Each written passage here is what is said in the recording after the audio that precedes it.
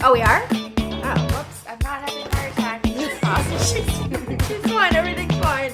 I mean, I could be, but... No, you're not. You're not. What a week. 5, 6, 7, 8. Well, all right then. Welcome back to Dicks and Politics. This is episode 4. We are tickled to have you here. We've got all three of us. We've got Samantha. Hannah. And Adriana. And we have a lot to talk to you about. So, we are going to start off with what's burning because we need to address what's happening with the refugees down at the border. It's been on our minds a lot, particularly this week. And then after that, we are going to do a little ASMR. It is audio, sensory, meridian response, I believe. Yeah, that. But it's really, for your understanding, just sounds that trigger your body and relax you and takes you into a different place. So we're going to play around with some objects here that we have chosen. And we're going to see if we can trigger any of you guys.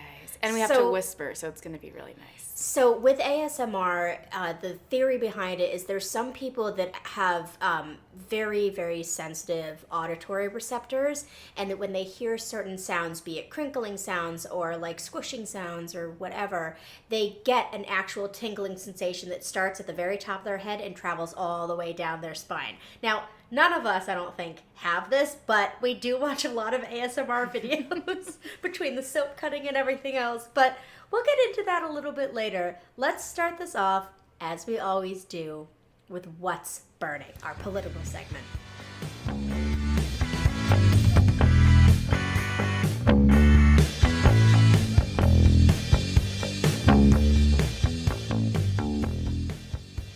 So this week, well, actually, I shouldn't just say this week, but because this has been going on for quite some time. But this week I did find myself extremely disappointed with how we are handling the refugees that are coming into our country. These are men, women, and children who are fleeing their countries in search of a better life, just like every single person was who came to the U.S., you know, and just like what the Native Americans were doing before we invaded their land. They were here, they were farming, they were fine. So there was one interview in particular this week that really struck me, and that was the one with Geraldo Rivera. And he said in this interview, he goes, "This goes to my soul. Fulfilling my role as a designated piñata on Fox News, I want to say I'm ashamed. The tear gas choked me. We treat these people, economic refugees, as if they're zombies from The Walking Dead." So this week, there were 42 people that were arrested at the border, and 8 of them were women and children. And when they put off the tear gas, I mean, there were women and children there. Now, for me, you know, I was not born in this country. I'm from Thailand, and I love America. I mean, Thailand was the first place that gave me food and shelter and clean air to breathe.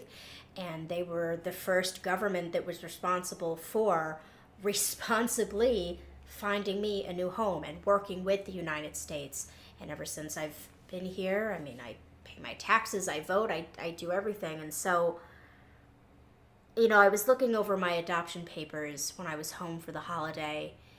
And it was, my mom had this whole file, and it was incredible for me to see all the people that worked together just to get my ass here. One little teeny tiny little nugget baby. And so it kind of goes back to what I said in episode 1. What the hell is happening? How did we get here? Why is it that 30 years ago these two countries were willing to work together to bring me here, but now we have people that are fleeing their homes because they want jobs? Mm-hmm. They want to work in agriculture here in the States. They want to wash dishes. They want to work in laundromats. They want to climb the corporate ladder, as they well should. How the hell did we get here? What happened? Those images are so disturbing. To see that one picture of the mom and her child, and they're just running for their lives with the tear gas. And the soldiers are just standing there with the tear gas. And the children are like in their diapers, no shoes, nothing. It's so sad. I just don't I don't understand what's happened, just the deterioration of our empathy and our humanity. I don't get it. I did hear about a program, and damn it, I can't remember the name of it, but it popped up on Instagram. I'll see if I can find it and put it on our account or on the blog. But there's a program where for like $120, you can sponsor a refugee family's like first meal here, and it gives them not only like food, but it gives them pots and pans and plates. I was talking to my mom about this. I said, I wonder if there was a way that we could put like our names down on some sort of a list that will host a family until they can actually get settled. You know, I mean, we live in New York City. We don't have the extra room, but you know, our parents in New England do. I don't know. I'm disappointed. I'm really disappointed, and I'm also disappointed that the troops were away from their families for Thanksgiving for that. Yeah. You know, these are not violent people that are coming into this country. These are not rapists and murderers. These are people who have families and skills and dreams just like anybody else. I don't get it. So we had to talk about it. I don't know how we got here. I don't know. You know, some people could say, oh, big corporate got us here. Greed got us here. You know, more, always wanting more, and selfishness got us here. And you're not wrong, but geez, just to think, 30 years ago, I was welcomed here with no problem. There was even I found that our local government, Hannah, in our hometown, even had to, you know, sign papers and put through stuff to make me a resident in the town. It was just unbelievable to see what they did to just get my little Fanny over here. And now, you know, you have people that seemingly have more to offer than I did at 6 months old, and pay taxes and buy property and stimulate the economy. I just don't. Well, doesn't that kind of showed, I mean, no offense, but the privilege that your parents have that, you know, other people don't. And some could argue, oh, well, Sam, you were able to get into the country because you did it, quote, the right way. Well, these people aren't trying to be jerks. They just need to get here. That's their first step, is just to get here. You know, then sure, we'll put them through all the processes, give them a social security number, you know, whatever it may be, give them a passport, whatever. But they're not trying to like break in and like steal all our, you know? It's I'm like, just waiting for it to become like Handmaid's Tale out here, and I have to flee this country, and no one else will take me. well, yeah, I'll go to It's just Canada. not- Are you kidding me? Yeah, but I think that we do need to find a lot more resources where we can give back, whether it's like physical stuff or money. And I know there's a lot of people out there who they sometimes feel like their money isn't really going to the cause, but there's a lot of celebrities out there. If you just look around, they're giving stuff for your donation. So, you know, if you have a favorite singer who's giving merch out, you know, whatever you buy is going towards a lot of these causes. So try to look for some of that, Yeah. and then you'll feel like your You're money's getting actually something. going somewhere. Absolutely. And then, if you feel And like Ellen that's what- DeGeneres that's is really good about finding not only herself, but finding other celebrities that are giving organizations. directly to these causes, directly to these organizations. And that's something we addressed in episode 1. We have these horrible wildfires going on. We all want to help, but at this point, we all realize that sending clothes and teddy bears, like, that's not really going to help. So let me send my money, but where the hell do I send it to? So we linked people to that. So yeah, absolutely. Check out your favorite celebrities, see what causes they're involved with, and just... Yeah, and also Puerto Rico is still suffering as well. And I heard about, you know, Hamilton, the Broadway show. Who's the original? Lin-Manuel. Okay, he's doing a cause out there. He's going to Puerto Rico. He's going to do some shows there. And he offered VIP tickets that are $5,000 a piece. But he's like offering dinner, backstage, all this stuff to people that buy these $5,000 tickets. And that money is going straight to Puerto Rico. Yeah, and he's probably so. footing the bill for dinner himself. You know, Probably. And Bethany Frankel, you know, the skinny bitch empire, skinny girl, Yeah. whatever. Oh my God, she's such a boss. I feel bad for butchering the name of her company, but she herself, she's been chartering planes and getting giant cars and trucks and bringing supplies down to Port. I mean, it's just She does it for basically every disaster. crisis. Yeah, she's That's there, good. which I think is wonderful. Oh God, you know what, people? Honestly, like, I know you guys might roll your eyes when you hear this, but like, Dixon Politics for us, yeah, it's a funny name, and yes, we giggle and we have fun, but we are working really hard to turn this into something. And the reason we want to turn this into something is, of course, to have cool opportunities for ourselves and be creative, but it's because I think all three of us know how it feels when people show you just an immeasurable amount of kindness and what that can do. And for us, we just want to be able to have money so that we can give back. I was saying that to a friend the other day because, I got a job. Other than this one, I forgot to tell you guys I got a job. And I was talking to a friend the other day, and he said, Sam, what do you really want? And I said, I want stability. And he goes, okay. So we're talking. I said, I got to tell you, the one thing that's really bothered me about these past 3 months, or really this past year that's been tough for me, is that I haven't been making enough money to give back. That really, really pisses me off because I always have. Always. And then this year I couldn't, and I felt like such a useless piece of shit. So when we do Dicks in Politics, we're looking for opportunities, to make money doing this. And a big motivator for us is so that we can give back to our community and to the organizations around the world that mean a lot to us. So, sorry to be so serious, but, that's just the name of the game. So let's, as we tend to do, let's lift this up. Let's shed some light. Let's lighten the mood. And let's get into our next segment on celebrities and pop culture. We're going to talk about Ariana Grande's music video, Thank You Next. And we're going to do it in ASMR. This is hashtag.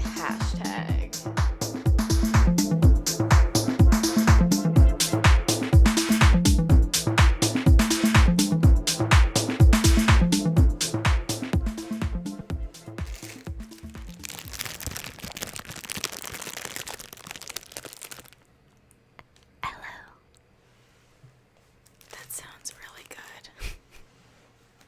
Thank you. So, with ASMR videos, a lot of it is whispering because people get tingly when they hear whispering sounds. I don't know why that is, but anyways, I can't. I can't even get near the mic because she's too busy laughing. She's crying. I'm sorry. Okay. We also, when we do this podcast, we wear headphones so we can hear ourselves. What a treasure. All right, now, Hannah, I want you to talk to us about Thank You Next, which was epic. Let's talk about the different movies that were featured in that music video.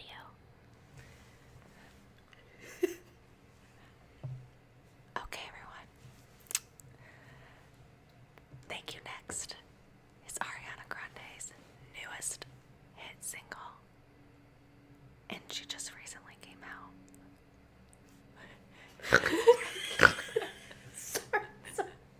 Sorry. She just recently came out with her new music video. So the first movie that we see in this music video, oh shit, what was it? What is, Mean Girls. It's Mean Girls, which is one of my favorites. I love Mean Girls. Yeah, because in high school, you were friends with the Mean Girls. I was. Me too. I was getting picked on by the Mean Girls. Anyways,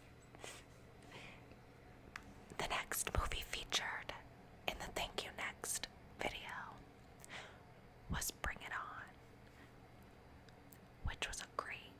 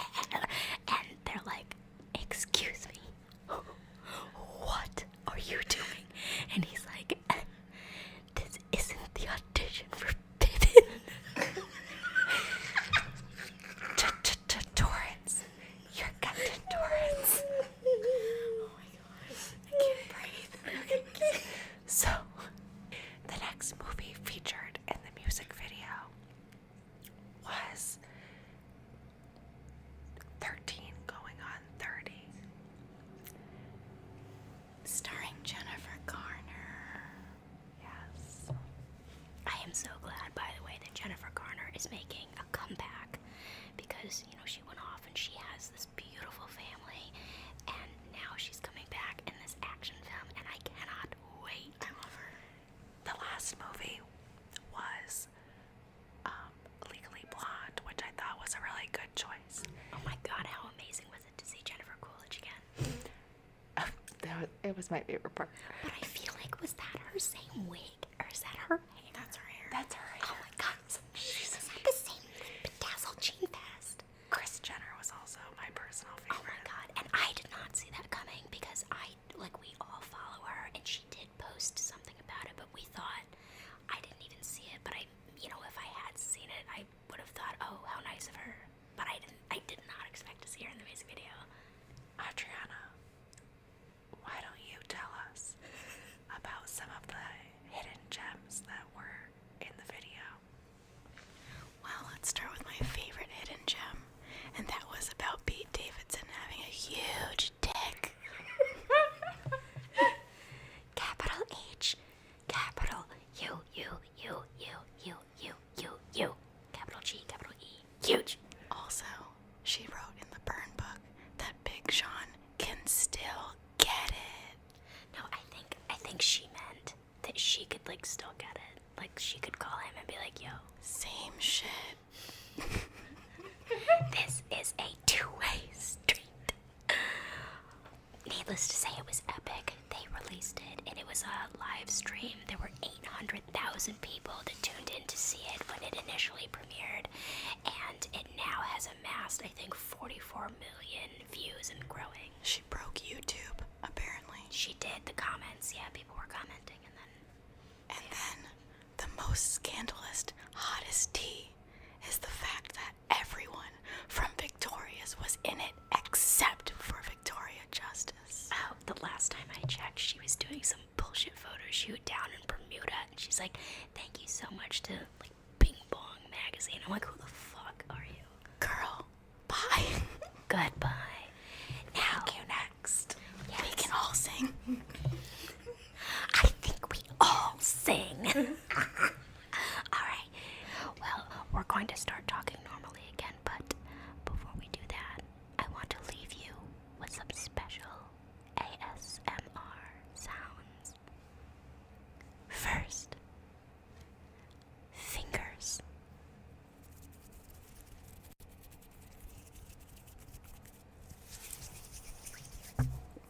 Bitch. You need some lotion.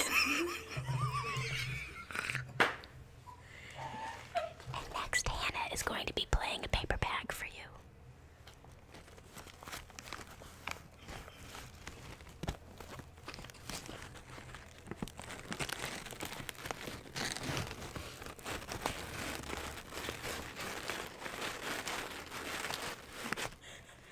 Wow, that was everything. And now, a bag of wontons.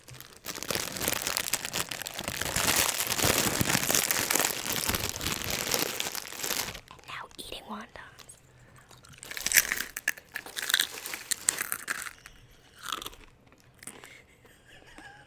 So good.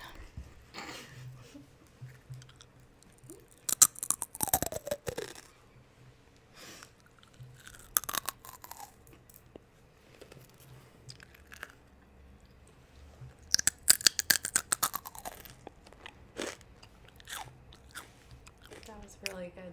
I wish I had some soap to cut. It's so fucking dry.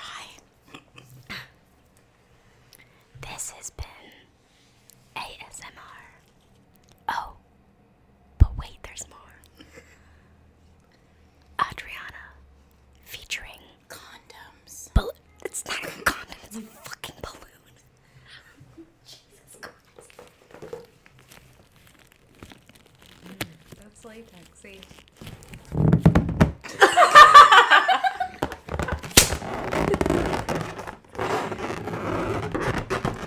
Okay, ladies, this is getting out of control. Wait, we have to do hair ASMR.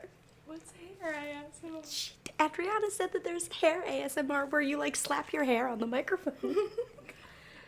Okay, this is Sam with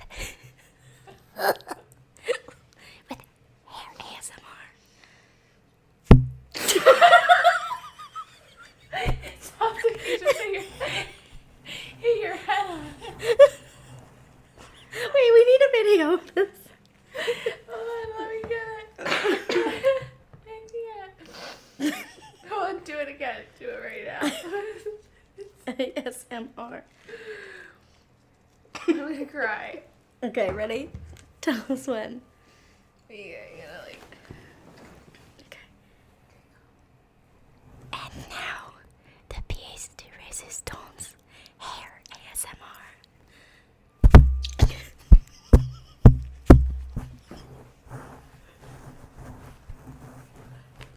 You can hear all my split ends.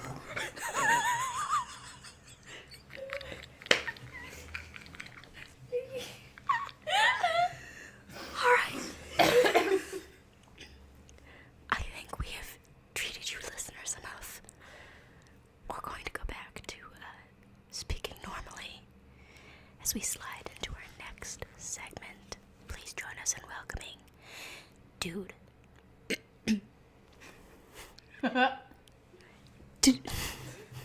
Dude. Stop. This is very serious. Please join us in welcoming Dude number 3.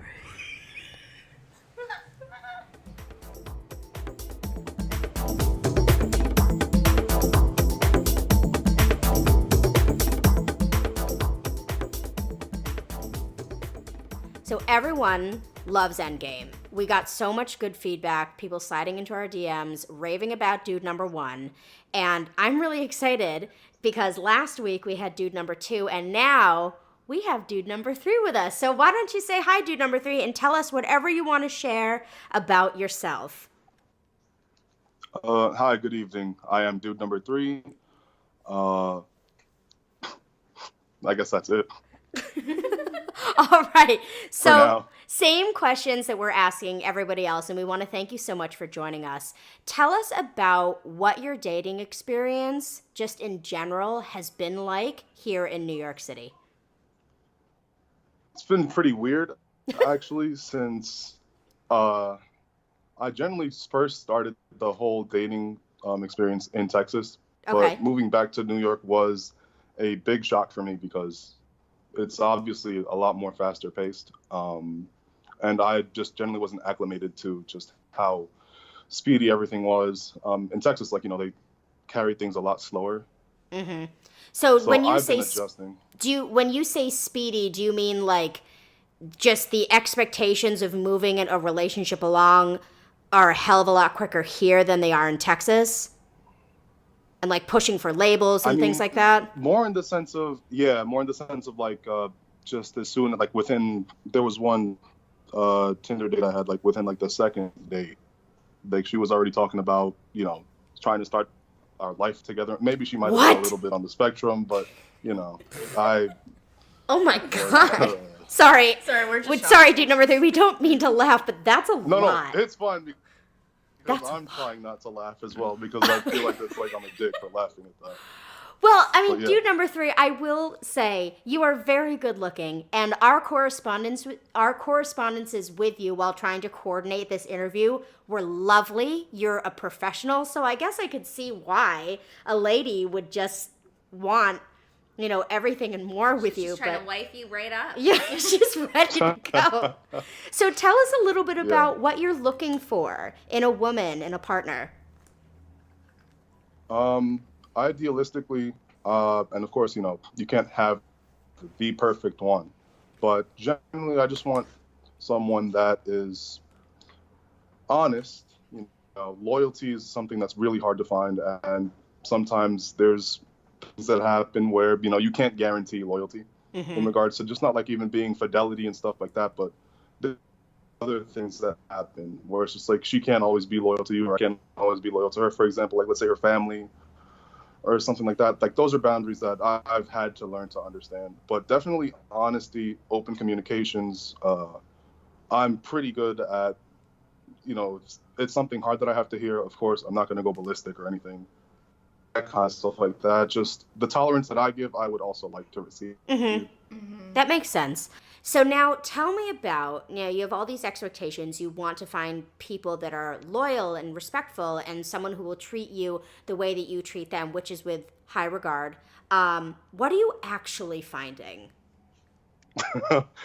Apparently, women want to just start a life up within the second date. But I mean, it's not just that. There's been some other ones where, like, gold diggers Mm-hmm. and all kinds of nice characters. But, thankfully I'm not that desperate or just that, Dude much number trying to 3, take this risks. is our first time talking. I'd really prefer if you didn't call me a gold digger. Wow. So, Yeah. Same. I Sorry mean, about that.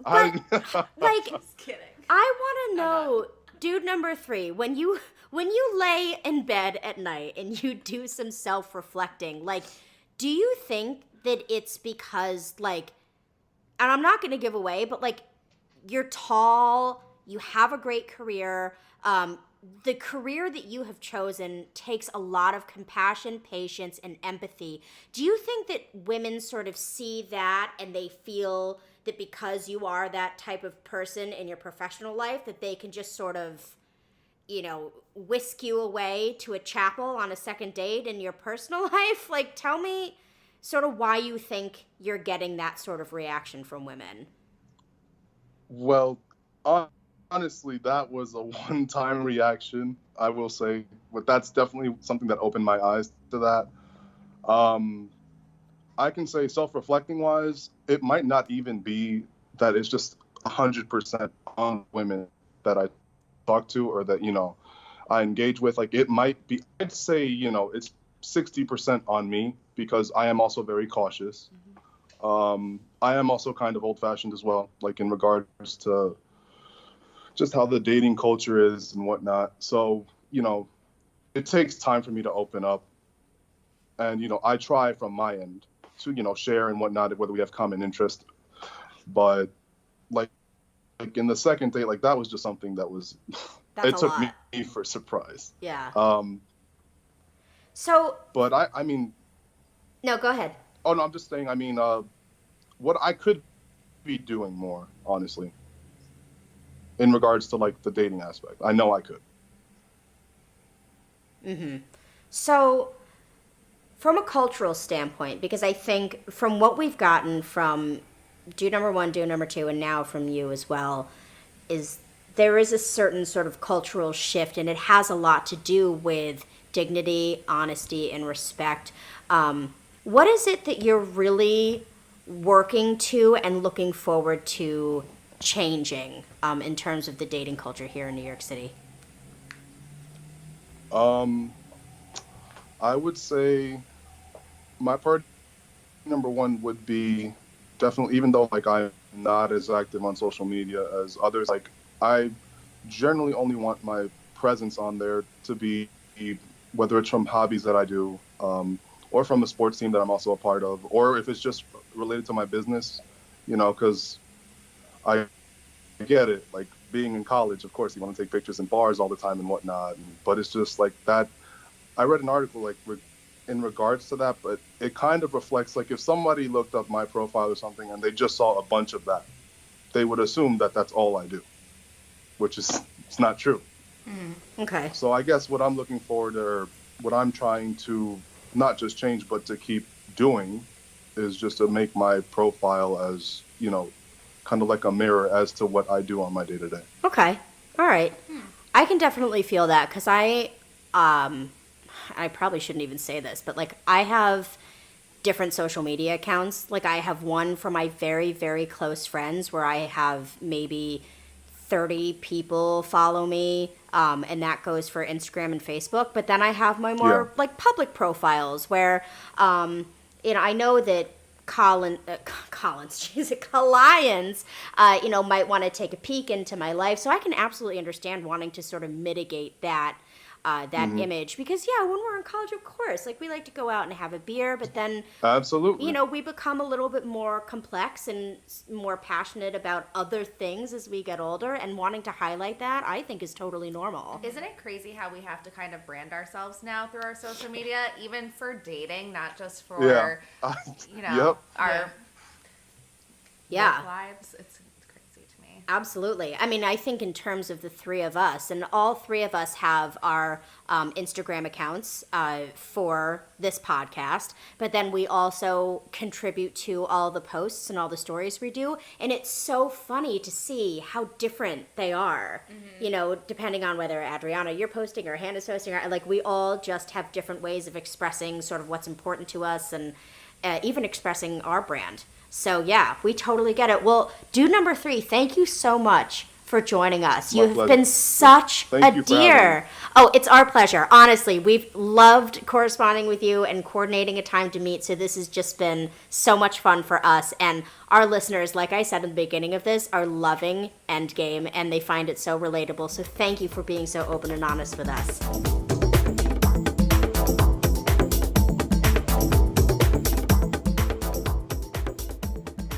Was he not just the nicest guy? Very sweet. He's so cool. Yeah, I really liked speaking with him just in terms of like coordinating the actual interview. He was so easy and you know, I'm really lucky. This whole Endgame thing for me, guys, and I know that like we've talked about this, you know, off air, but I'll say it on air, like this week with Endgame, it was a little rough, you know. I had a young man ask me today. He's like, you know, give me some stats, give me the percentages. And I said, well, you know, 98.9% of the men that I speak to about doing an interview are totally down for it. They're interested, they're asking thoughtful questions, and they're ready to go. Then I have like maybe like a 1.1% that say, you know what, Samantha, this sounds really cool, but I don't have the time for it right now. Can I reach out to you again? Or, hey, I'm not so sure about this, but send me the information. I'll get back to you. Which, again, good. You know how to let someone down easy. You know how to say, you know what, thanks, but no thanks. Which, apparently, there is a lovely 1% that does not know how to do that. Guys were getting so pissed at me this week because I wouldn't sleep with them. And it says in my profile, I am not here to date you. I am looking for people to interview for my podcast. But they don't read. Exactly. And I also, like, I wish I had more space in my little bio area to be like, it's not my goddamn fault if you don't read my bio, if you're just being materialistic and whatever, not materialistic, but you're just, you know. A horn dog. Yeah, and you're just swiping right on everyone. Like, I don't want to hear it. But, all right. Ugh. That was a fun episode.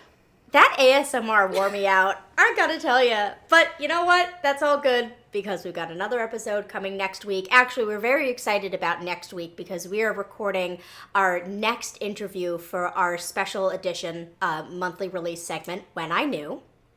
And my friend Nicole is coming in. Nicole is a cancer survivor. She's a boss. And she's going to be talking about her experience. And that will probably come out around Christmas, I'd say, right around Christmas. So anyways, you guys, thank you so much for tuning in to Dixon Politics. We really appreciate, we know that you guys are listening all over the world. In fact, this week we were very big down in Anguilla. Oh. So Anguilla, can we come over to your house? Can we come and visit? We would love to. But yeah, that was our second biggest behind the U.S. for this week. So we want to thank you all so much for your support. Thank you for listening to Dixon Politics. Don't forget to subscribe on iTunes.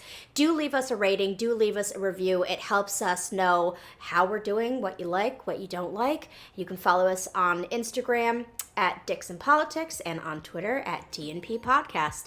So, once again, I'm Samantha. I'm Hannah. And I'm Adriana, and you've just listened to Dix and Politics.